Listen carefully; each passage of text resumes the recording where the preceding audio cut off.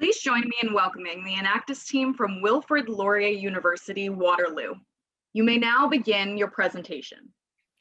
Globally, 33% of the food that we buy, we throw out. This waste contributes to 8% of total CO2 emissions. In fact, every year we throw out 1.3 gigatons of edible food, which adds 3.3 gigatons of CO2 into the atmosphere. What this means for each of us is that every kilogram of food we throw out releases 2.5 kilograms of CO2. And that's not all. This food waste sitting in landfills also releases methane, which is 25 times more potent than CO2. This is a huge global problem that needs to be addressed at the source. So we thought we'd start right at home on our Waterloo campus. The solution we are proposing is called FoodWebs. FoodWebs will be an online platform to connect food suppliers that have surplus food directly with food banks that need it, and our campus dining hall is the optimal place to start. According to Laurier's waste audit report, organic food waste makes up almost a third of total waste. FoodWeb's platform will make it easy for the dining hall to check if its surplus food meets the food bank's criteria and schedule pickup, making it part of their daily routine. We will leverage our connection with the Food Bank of Waterloo Region and with our university to pinpoint their specific needs and construct a platform that we can test and iterate before scaling to other local food suppliers and then to other geographic regions to support food banks across Canada. To implement our idea, we will continue with our primary research to ensure that the features of our platform meet the needs of both sides. We'll work with developers within our Enactus team to build a seamless and positive user experience. Once we are sure the platform is working smoothly, we'll start marketing beyond our campus into other local food suppliers. By leveraging our connection with the food bank network, we will expand the demand side of our platform. And for the supply side, we'll target other food suppliers like grocery stores and restaurants. We've already reached out to a local grocery chain that's expressed interest into our idea. Our budget is $2,000 from covering app development, marketing, and legal expenses. This proposal is a win-win-win. Wilfrid Laurier University and its students will be helping to combat climate change through reducing food waste.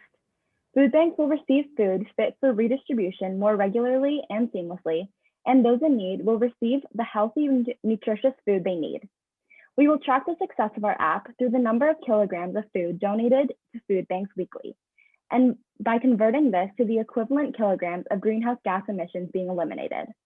At FoodWebs, our mission is to transform food surplus into an opportunity to create a greener campus and a greener, more equitable world.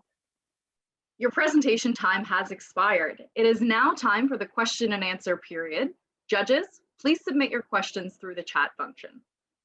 What is your biggest challenge you expect to face when implementing this idea, and how will you overcome it? I think the biggest challenge we've come to face when we implement this in our campus dining hall is definitely finding the right way to connect both the food banks and the dining hall. Logistics takes a lot of time to figure out. And I think that the best way to overcome this is to really sit down with both parties. We've already talked to food banks, we have connections with them, and we're part of the Laurier Waterloo campus. So I think it'll be easy to bring them both together and really talk it out and find the right fit for both of them. How did you apply business ideas to explore delivery options?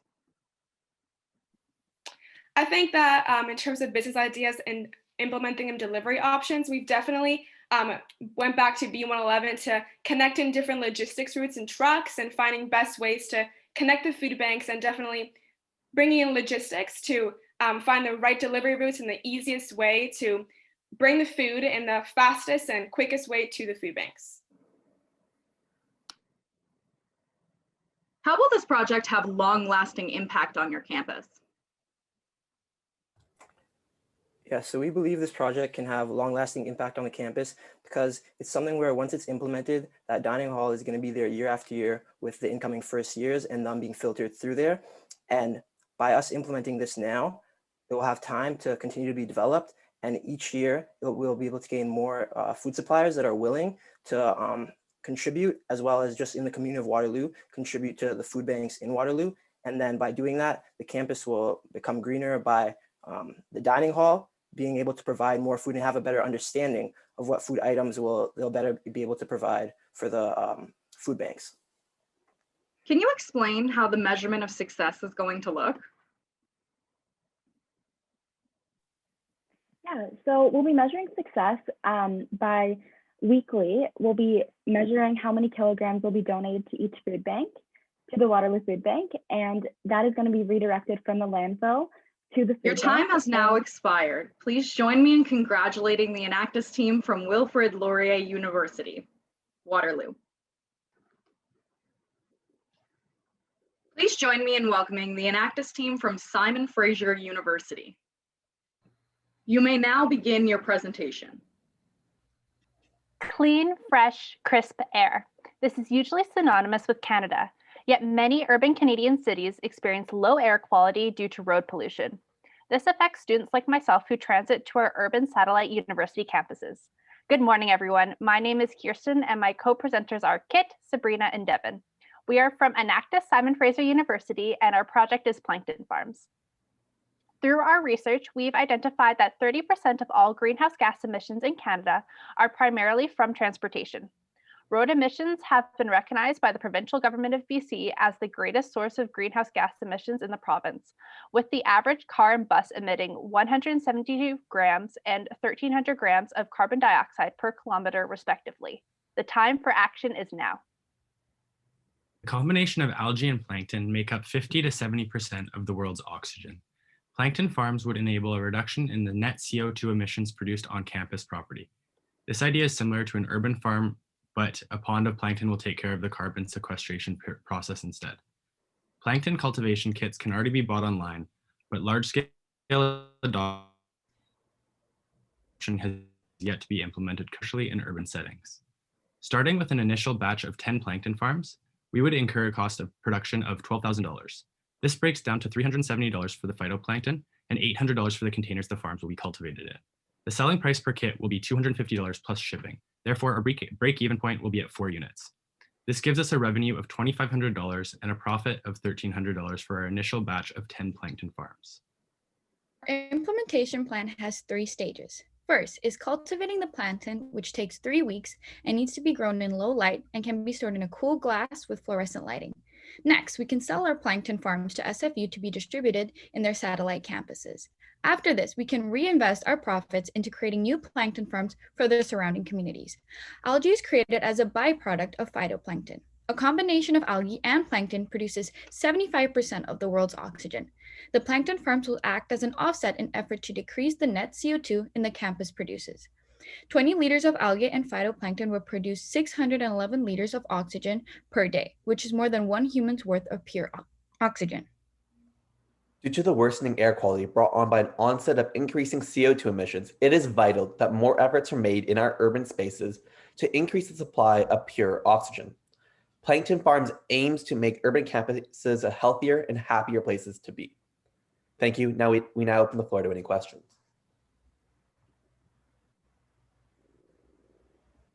Your presentation time is now expired. It's now time for the question and answer period. Judges, please submit your questions through the chat function. What makes your idea innovative and unique? Currently, while plankton farm cultivation kits are purchasable online, they are not currently being used on a wide-scale commercial basis. So this offers great opportunity to create plankton farms on urban campus spaces. Are there any risks from planktons? Yes, there is a risk that if not taken care of properly, the plankton will die and create just dead plankton. So there need to be taken care of at least once a week, but that is an easy process. What is the marketing strategy to get the campus and surrounding communities on board to purchase these plankton farms? Fortunately, as we are part of a university network and our university is quite sustainability focused, we are able to use other sustainability clubs channels in order to broadcast our plankton farms, such as Embark, which is a farming club on our Burnaby University campus. So we can utilize the SFU main social media channels in order to broadcast our project. How large is the footprint of farms? I'm assuming that this question is related to plankton farms rather than farming in general, because farms in general have quite a large carbon footprint. In terms of the footprint for the plankton farm, it has negative carbon dioxide emissions as it takes in carbon dioxide and produces oxygen, so it has a negative carbon footprint. What's your initial capital requirement and how will you raise it? So our initial capital requirement is $1,000. Mainly, we will be requesting funds from the SFU. Your time has expired. Please join me in congratulating the Enactus team from Simon Fraser University. Please join me in welcoming the Enactus team from Nova Scotia Community College, Ivany. You may now begin your presentation. Did you know that in Canada, 35.5 million tons of food is thrown away along the food chain, and that 63% of food that was unnecessarily thrown away or wasted by citizens could have been eaten or donated? An average household wastes 140 kilograms of food each year at a loss of 1,100,000 annually. Methane is a gas produced when food decomposes, and it is 25 times more toxic than CO2. As members of Enactus and inhabitants of this wonderful earth, we are obligated to find a solution to mitigate this detrimental cause. Starting right at our campus, our solution is replacing conventional compost bins located on the campus grounds. We call it Compost 2.0. The substitution will be done with a device called Tero, produced by a university student-led Quebec company. The current device can hold up to 4 liters of waste and processes it into fertilizer by drying and grinding down the food. It has odor filters and is quite fast. The process lasts from 4 to 8 hours. It is a much simpler solution to managing food waste and does not require technical knowledge nor months of regular manual maintenance. 4 liters, however, is not enough for a campus-sized waste, and so we will collaborate with Tero on behalf of our campus to design a larger device that would hold 7 liters of food waste at least. We will pitch this project idea to our college, and with their approval, gather mechanical and engineering students to help us before contacting Tero themselves. NSCC is a renowned trade school, and including our fellow students in this project would provide us with their amazing skill set and at the same time allow them to contribute with their own efforts to a possible solution to our organic waste problem.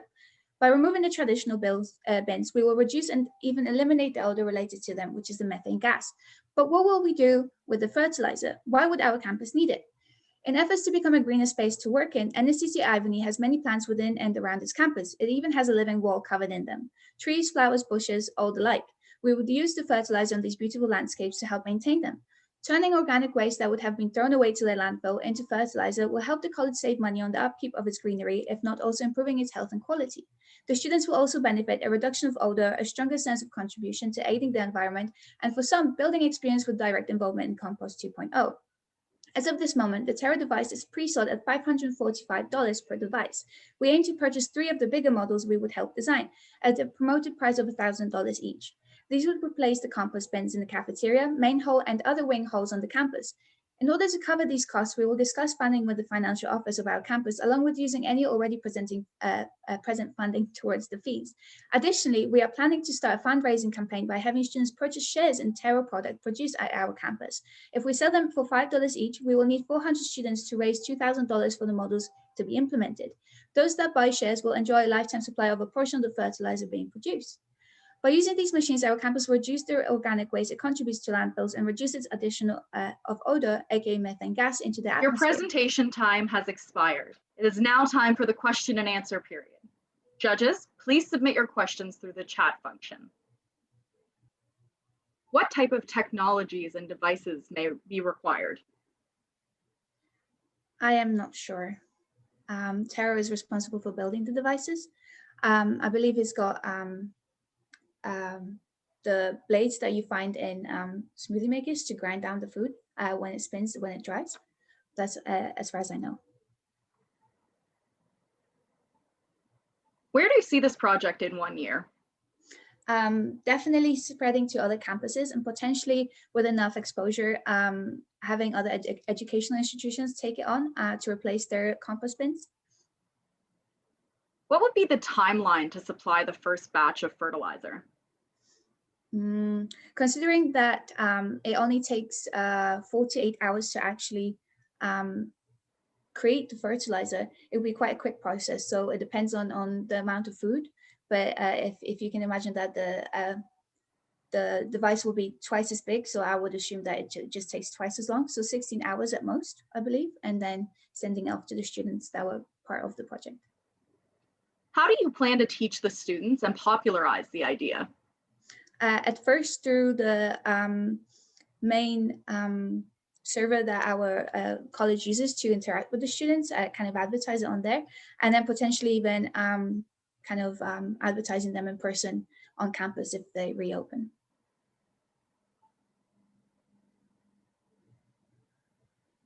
How do you plan on measuring the impact of your project on greenhouse gases?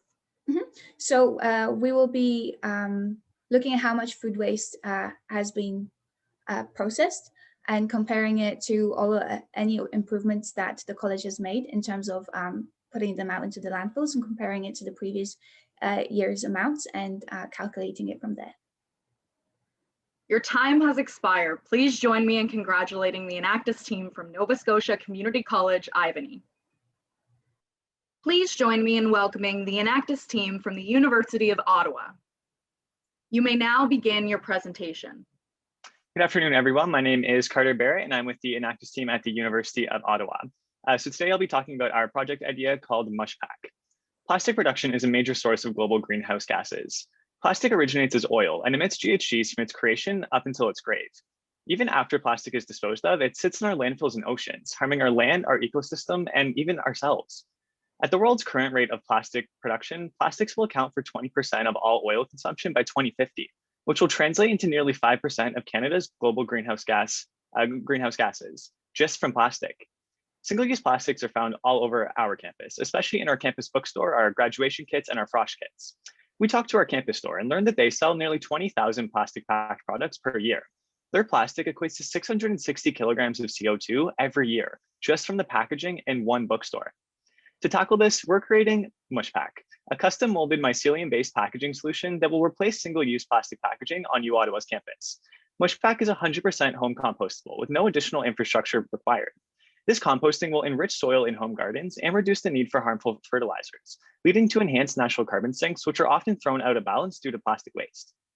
To start and to test the market in Ottawa, our team will partner with a company like Ecovative Design, who are an expert in mycelium, creating mycelium packaging. They will produce the packaging for us, and our team will work with our clients, starting with U Ottawa, to design a mold for each product that we'll package and then manage the transition to compostable packaging in the future. So we'll start off with our campus bookstore to create packaging for the goods that they ship to students. So our long-term goal is to work with Ecovative Design to launch our own mycelium production plant in Ottawa, but we're going to start a bit smaller to better understand the impacts of the product. So we'll also include a QR code on each package to link to a quick, easy to absorb climate education module to help combat climate misconceptions and help consumers understand and actively engage in the switch to a low carbon economy. So our project will be implemented over the course of the next year. We'll spend the summer building our partnership with U Ottawa and to develop our initial molds and our packaging line for the campus bookstore. In the fall, we'll begin our manufacturing and focus on developing our climate education content to combat misconceptions.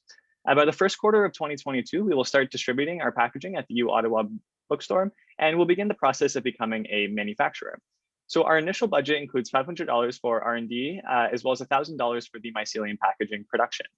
So this project will greatly reduce the amount of plastic used in our campus's store, and we will measure our success based off of the number of items that we have replaced with the mycelium compostable packaging, and then complete the conversion to find the CO2 diversion rate. We'll also measure the success of our education program's reduction in climate misconceptions through the number of students who have engaged in the educational content that will be linked on each package. So to summarize with Mushpak, our goal is to begin the transition to a carbon neutral economy. Your presentation time has expired. It is now time for the question and answer period. Judges, please submit your questions through the chat function. How will this project have long-lasting impact on your campus? That's a great question. So U Ottawa really is focused on incorporating sustainability into all of their operations. Through our project, we'll be able to begin that transition with the plastic packaging in stores with the goal of making all of it compostable. This will be able to continue on kind of indefinitely as the project runs. So we do believe that it will be sustainable over time. We're looking to start in the campus bookstore, but we will plan to expand into different areas on campus where packaging is used, such as our frosh kits and our graduation kits. How much does Mushpak cost versus plastic packaging? That's a really great question. So it's actually very comparable to your standard plastic packaging. The actual material itself is made out of farm waste that has been used already that would otherwise be disposed of. So the material itself is not very expensive. And when you go through the production process, it actually equates to about the same as something like styrofoam would. What does success look like? Success to us would be having our biodegradable packaging in our campus bookstore and really expand it across campus. We would like to see it grow throughout U Ottawa and eventually into the general Ottawa community as well. What will be your first step in implementing this idea? So our first step will be to develop the partnership with Ecovative Design. We have begun the process with them, kind of the first stages. But to begin, we will work with them to have the first MVP created, and then also work with them to set up our own production plant within the next year or so. How much will your idea cost to implement? And what are your plans to secure the funds to implement the idea? For sure. So our initial costs are about $500 in R&D and about $1,000 in the first production line. We're hoping that through this competition, we'll be able to have the funding to start. But if not, we do have some plans to fundraise and work with the University of Ottawa to start the first round of production. Your time has now expired. Please join me in congratulating the Enactus team from the University of Ottawa. Please join me in welcoming the Enactus team from Brandon University. You may now begin your presentation. Food waste is one of the largest contributors to greenhouse gas emissions.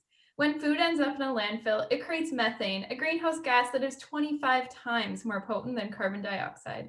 In fact, food waste is the world's third worst emitter of greenhouse gases.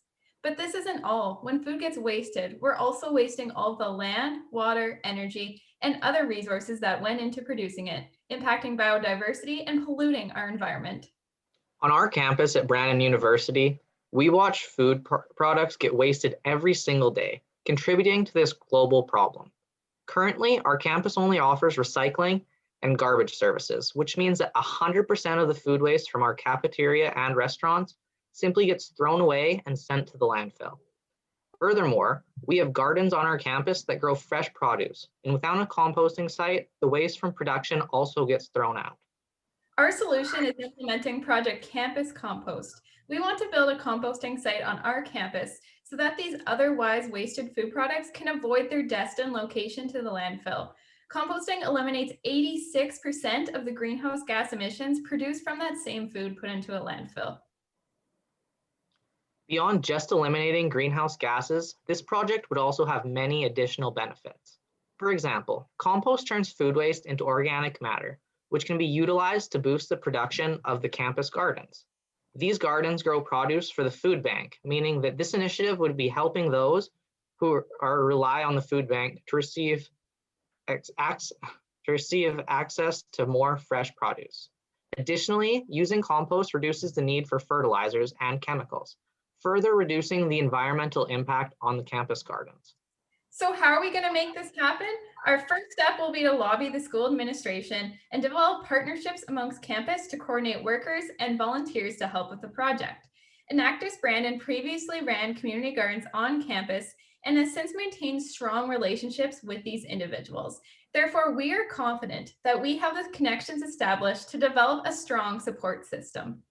Once we have support to our initiative, we'll begin construction of composting sites and start promoting the project to the public. Our plan is to have closed bins across campus in key locations, such as the cafeteria, coffee shop, library, student residence, and one in each building to encourage the use of compost across campus. The compost from these bins will be taken out daily to the outdoor composting site. We want to begin generating impact as quickly as possible. Therefore, we will be leveraging our existing infrastructure to help get this project up and running. We already have a composting site at our existing community gardens off campus, which we can utilize to bin composting before a new site is constructed. Let us make a greener, brighter, and better future with campus compost. Your presentation time has expired. It is now time for the question and answer period. Judges, please submit your questions through the chat function. How will you execute this idea amid a pandemic? Yeah, so definitely more challenging doing this through a pandemic, but although the classes are mostly virtual, there are still a lot of workers at the university. There is still a lot of traffic, so there will be still compost being generated. So if anything, it'll give us advantage just to kind of slowly implement this project before we have a larger traffic of compost from the students after they return to school after the pandemic. How quickly can you compost the waste? Yeah, so typically in order to get it fully composted, it'd probably take around a couple months or so. Who are your main partners in this program and how will you engage them? Our main project partner will be with the student union on campus. So the gardens that we previously ran on campus, we made them sustainable by passing on management to the student union. But since then, we have maintained a close relationship with them and we volunteer at the gardens regularly every year for cleanup. So they're going to be our main partnership to kind of help execute this project and kind of help provide that compost for the gardens. What sustainability initiatives are already happening in your campus community and how will you leverage or collaborate with them? Yeah, I'd say, like I said, the garden will be the biggest thing that we leverage right now. Right now, there aren't really any other sustainable projects out there on the university. So that'll definitely be kind of the one that we leverage the most. And because we used to be involved in management with that garden, we still have very close connections with everyone that works with the gardens. And we're very familiar with the project, as well as we currently run community gardens otherwhere in Brandon as well. So we have strong relationships with the city of Brandon. Your timer has expired. Please join me in congratulating the Enactus team from Brandon University. Please join me in welcoming the Enactus team from the University of Toronto, St. George. You may now begin your presentation. As students, it's difficult to be environmentally conscious at all times. And with Terra, we aim to provide a beginner's guide to climate change to make students more attentive to their carbon footprint. Good afternoon, my name is Shiga, and I'm here with my teammate Mary, and we are the co-founders of Terra at Enactus UFT. 329 liters of water are used by the average Canadian per day, which is among the highest in the world, over twice as much as Europeans. Around 65% is just from the bathroom. It takes 1,800 gigawatt hours to pump, treat, and heat water, the equivalent of powering 200,000 homes. Water waste treatment contributes to 38% of Ontario's municipal energy, which is approximately 40 million meters cubed of natural gas, the equivalent of the amount of energy needed to heat 15,000 homes. Currently, there are a few water conservation apps, and from a student's perspective, they are hard to use regularly as they prioritize education rather than engagement. This is why we created Terra. Terra's user experience is designed to not only educate, but to motivate students both extrinsically and intrinsically. The app has 4 main features: tracking, goal setting, gamification, and rewards. It concentrates on water consumption, employing machine learning to capture photos of utility bills, and then transmitting the information to Terra for tracking and point allocation purposes. Gamification is also enacted to educate about climate change through trivia quizzes, and users can claim prizes provided by sponsors from active engagement and personal goal points. When developing our app, we discovered Optimity, a health tracker that motivates and rewards users for healthy habits through Amazon gift cards, coupon codes, and more. We implemented a similar reward system with Terra, rewarding for your efforts to be conscious of your carbon footprint.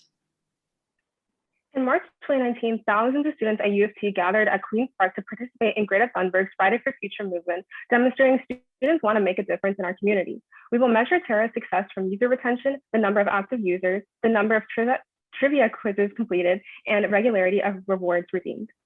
In terms of funding, we would require sponsorship for the overall infrastructure and development of our app, as well as prizes. Initially, we will require $10,000 to kick off the development of our UI and UX and the minimum viable product, followed by additional funding for the deployment. Once the app is fully operational, the majority of our funding will contribute to rewarding our users with revenue coming from ads and sponsors.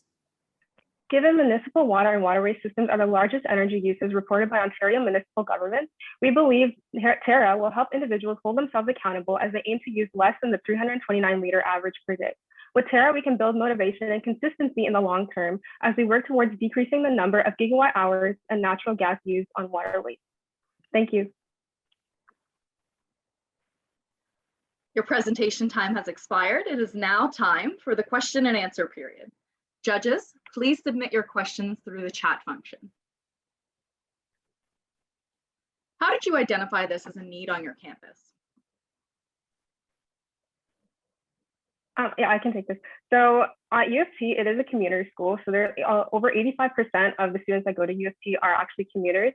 And given that, there was thousands of students that gathered at Queen's Park for the Friday for Future movement. So we believe there is a need for students who want to be environmentally conscious. And with Terra, we understand it's hard to see how we fit on that large scale, but by tracking your individual water consumption and trying to be a little bit more environmentally friendly, we believe it's easy to bring down climate change onto that smaller scale and see how we as an individual fall into that greater scheme. The City of Toronto offers daily water tracking through their website. Do you plan to partner with municipalities? Yeah, we believe that it would be a great idea to partner with municipalities, but we also think that by creating Terra, by implementing the gamification aspect of the app, we'll be able to try and get more students to be involved and be able to reach our target demographic of U of T students. I think she also wanted to add on.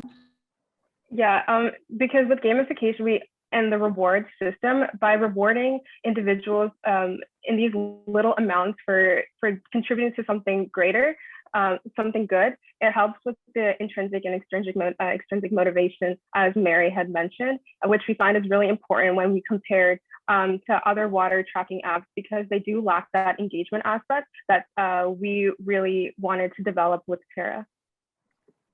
In the long run, how are you going to fund the rewards? Yeah, that's a great question. So initially, we do plan on partnering up with sponsors. So at U of T Enactus, we do have some sponsors with the team already, and we'll probably be reaching out to them. But in the future, we also plan on utilizing ad revenue. So having some... Your time has expired. Please join me in congratulating the Enactus team from the University of Toronto, St. George. That was our final presentation. Congratulations to all of the teams.